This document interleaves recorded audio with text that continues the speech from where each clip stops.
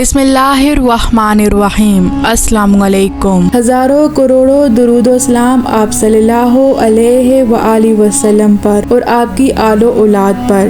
مصر کے بادشاہ فرعون نے خواب دیکھا اور نجومیوں نے تعبیر بتائی کہ ایک اسرائیلی لڑکے کے ہاتھوں تیری سلطنت کا خاتمہ ہو جائے گا۔ فرعون نے حکم دیا میری سلطنت میں اسرائیلی گھرانوں میں کوئی بھی لڑکا پیدا ہو اسے قتل کر دیا جائے اور اس کام کے لیے ایک خصوصی عملہ معمور کر دیا گیا۔ جس وقت حضرت موسیٰ علیہ السلام کی ولادت ہوئی ہر طرف جاسوسوں کا جال بچھا ہوا تھا۔ حضرت موسیٰ علیہ السلام کے والد عمران، والدہ اور دیگر اہل خانہ سخت پریشان تھے۔ 3 مہینے تک انہوں نے حضرت موسیٰ علیہ السلام کو چھپا کر رکھا، لیکن زیادہ عرصے تک بچے کو شاہی جاسوسوں کی عقابی نظروں سے چھپا کر رکھنا ممکن نہیں تھا۔ حضرت موسیٰ علیہ السلام کی والدہ کے دل میں خیال آیا کہ تابوت کی طرح ایک صندوق بناؤں، اس پر لال روغن کی پالش کروں اور بچے کو اس صندوق میں رکھ کر دریائے نیل کے بہاؤ پر چھوڑ دوں۔ حضرت موسیٰ علیہ السلام کی بہن کی ڈیوٹی لگائی گئی کہ دریا کے کنارے کنارے چل کر صندوق کو دیکھتی رہے۔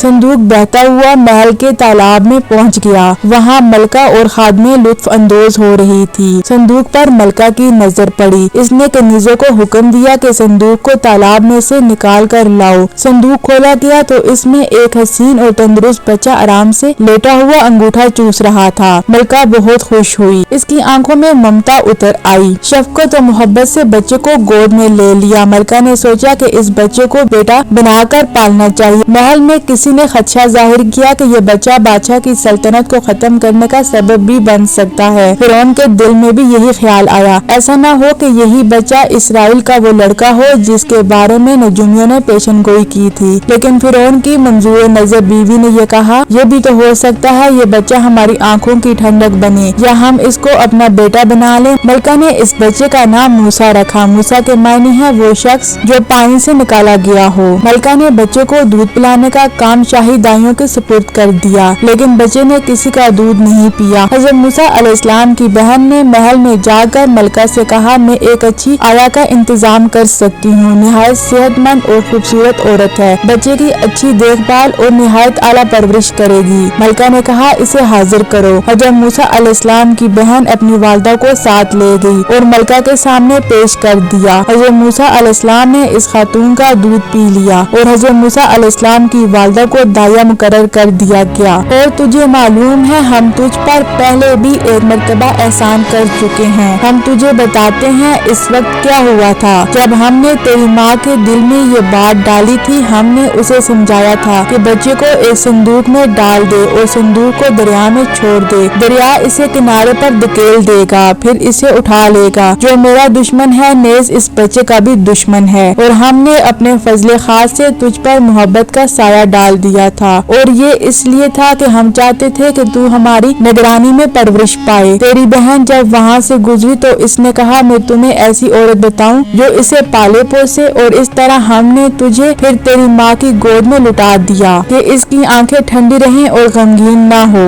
حضرت موسیٰ علیہ السلام جب جوان ہوئے تو نہایت بہادر انسان تھے، انہیں یہ بھی علم ہو گیا تھا کہ وہ اسرائیلی ہیں اور مصری خاندان سے ان کا کوئی رشتہ نہیں۔ حضرت موسیٰ علیہ السلام نے جب دیکھا کہ اسرائیلی نہایت ذلت اور رسوائی اور غلامی کی زندگی بسر کر رہے ہیں اور فرعون کے اعمال ان پر سخت مظالم ڈھاتے ہیں تو ان کی تمام ہمدردیاں بنی اسرائیل کے ساتھ ہو گئی۔ حضرت موسیٰ علیہ السلام کہیں جا رہے تھے، دیکھا ایک مصری ایک اسرائیلی کو بیکار میں گھسیٹ رہا ہے۔ حضرت موسیٰ علیہ السلام کو دیکھ کر اسرائیلی نے مدد کے لیے پکارا۔ حضرت موسیٰ علیہ السلام نے مصری کو روکا اور کہا نہایت بزدلانہ اور ظلمانہ حرکت کی، مگر مصری نے ان کی بات نہیں سنی۔ حضرت موسیٰ علیہ السلام نے مصری کے سر پر ایک تمانچہ رسید کر دیا، مصری اس چوٹ کو برداشت نہ کر سکا اور مر گیا۔ حضرت موسیٰ علیہ السلام کا ارادہ اسے قتل کرنے کا نہیں تھا، افسوس اور ندامت کے ساتھ اللہ پاک سے کہا، اللہ تعالیٰ جو کچھ بھی ہوا غلطی سے ہوا، میں تجھ سے مغفرت کا طلبگار ہوں۔ اللہ تعالیٰ نے ان کی غلطی معاف کر دی۔ دن دہاڑے مصری کے قتل کی خبر جنگل میں آگ کی طرح پھیل گئی اور قاتل کی تلاش شروع ہو گئی۔ دوسرے دن حضرت موسیٰ علیہ علیہ السلام نے پھر اسی اسرائیلی اور ایک مصری کو دستوں گریباں دیکھا۔ اسرائیلی نے آپ کو دیکھ کر پھر سے مدد کے لیے فریاد کی۔ حضرت موسیٰ علیہ السلام مصری کو باز رکھنے کے لیے آگے بڑھے، لیکن ساتھ ہی نگواری سے اسرائیلی سے کہا، تو بھی بلا شبہ کھلا ہوا گمراہ ہے، خامخواہ جھگڑا مول لے کر فریاد کرتا رہتا ہے۔ اسرائیلی ڈر گیا اور سمجھ گیا موسیٰ مجھے مار دیں گے۔ وہ بولا، جس طرح تو نے کل ایک مصری کو ہلاک کر دیا تھا، اسی طرح آج مجھے بھی قتل کرنا چاہتا ہے۔ یہ خبر فرعون تک پہنچ گئی کہ مصری کا قاتل موسیٰ ہے۔ فرعون نے حضرت موسیٰ علیہ السلام کو گرفتار کرنے کا حکم دے دیا۔ حضرت موسیٰ علیہ السلام خاموشی کے ساتھ شہر چھوڑ کر مدین چلے گئے۔ مدین ایک قبیلے کا نام ہے جو حضرت ابراہیم علیہ السلام کے فرزند مدین کے نام پر تھا۔ یہ بیٹا حضرت ابراہیم علیہ السلام کی تیسری بیوی سے تھا۔ حضرت شعیب علیہ السلام بھی اسی قبیلے سے تھے۔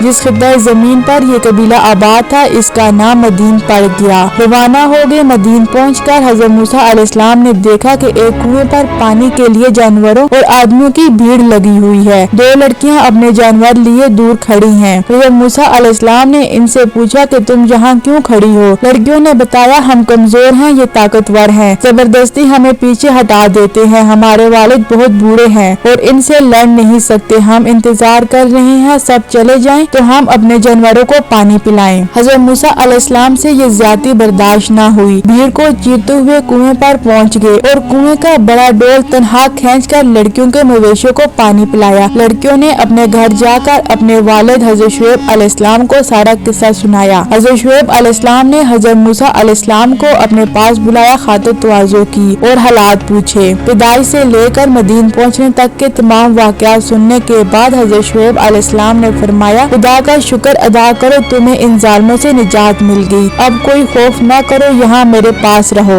لڑکیوں میں سے ایک نے حضرت موسیٰ علیہ السلام کی بہادری اور شرافت کی تعریف کی اور باپ کو مشورہ دیا کہ اس مہمان کو مویشی چرانے اور پانی پلانے کے لیے رکھ لیجیے۔ حضرت شعیب علیہ السلام نے اس کا مشورہ قبول کر لیا اور حضرت موسیٰ علیہ السلام سے فرمایا، اگر تم 8 سال تک میرے پاس رہ کر میری بکریاں چراؤ تو میں اپنی اس بیٹی کی شادی تم سے کر دوں گا، اور اگر 2 سال اور رہو تو یہی لڑکی کا مہر ہوگا۔ حضرت موسیٰ علیہ السلام وہاں ٹھہر گئے اور بکریوں کی دیکھ بھال شروع کر دی۔ 10 سال کی مدت پوری ہونے پر حضرت شعیب علیہ السلام نے اپنی بیٹی کی شادی حضرت موسیٰ علیہ السلام سے کر دی۔ ایک روز حضرت موسیٰ علیہ السلام بکریاں چراتے مدین سے بہت دور نکل گئے۔ رات ٹھنڈی تھی، اہل خانہ ساتھ تھے، لہٰذا آگ کی ضرورت پیش آئی۔ سامنے کوہ سینا وادی میں ایک شعلہ چمکتا ہوا نظر آیا۔ پھر موسیٰ علیہ السلام نے اپنی بیوی سے کہا، تم یہاں ٹھہرو، میں نے آگ دیکھی ہے، شاید اس میں سے کوئی چنگاری تمہارے لیے لا سکوں۔ حضرت موسیٰ علیہ السلام نے دیکھا کہ عجیب آگ ہے، درخت پر روشنی نظر آتی ہے مگر نہ درخت کو جلاتی ہے نہ بجھتی ہے۔ یہ سوچتے ہوئے حضرت موسیٰ علیہ السلام جوں جوں آگے بڑھتے جاتے آگ اور دور ہو جاتی۔ حضرت موسیٰ علیہ السلام کو خوف پیدا ہوا اور واپسی کا ارادہ کیا۔ مڑے ہی تھے کہ آگ قریب آ گئی اور آواز آئی، اے موسیٰ، میں ہوں اللہ، پروردگار جہانوں کا، پس اپنی جوتی اتار، طور کی مقدس وادی میں کھڑا ہے اور دیکھ میں نے تجھے اپنی رسالت کے لیے چن لیا ہے، بس جو وحی کی جاتی ہے اس کو کان لگا کر سن۔ حضرت موسیٰ علیہ السلام کے ہاتھ میں بکریاں چرانے کی لاٹھی تھی۔ اللہ تعالیٰ نے فرمایا، اسے زمین پر ڈال دیں۔ حضرت موسیٰ علیہ السلام نے ارشاد کی تعمیل کی، لاٹھی آہستہ بن کر دوڑنے لگی، پھر اللہ تعالیٰ نے حکم دیا اسے اٹھا لیں۔ تعمیل حکم میں حضرت موسیٰ علیہ السلام نے بلا خوف اور خطرہ آہستہ کو پکڑ لیا، آہستہ پھر لاٹھی بن گیا، پھر اللہ تعالیٰ نے حکم دیا اپنا ہاتھ بغل میں رکھ کر نکال۔ حضرت موسیٰ علیہ السلام نے ایسا ہی کیا، ہاتھ بے حد روشن اور چمکتا ہوا نکلا۔ اللہ تعالیٰ نے ارشاد فرمایا، یہ ہماری طرف سے 2 نشانیاں عطا ہوئی ہیں، اب جا کر فرعون اور اس کی قوم کو راہ ہدایت دکھا۔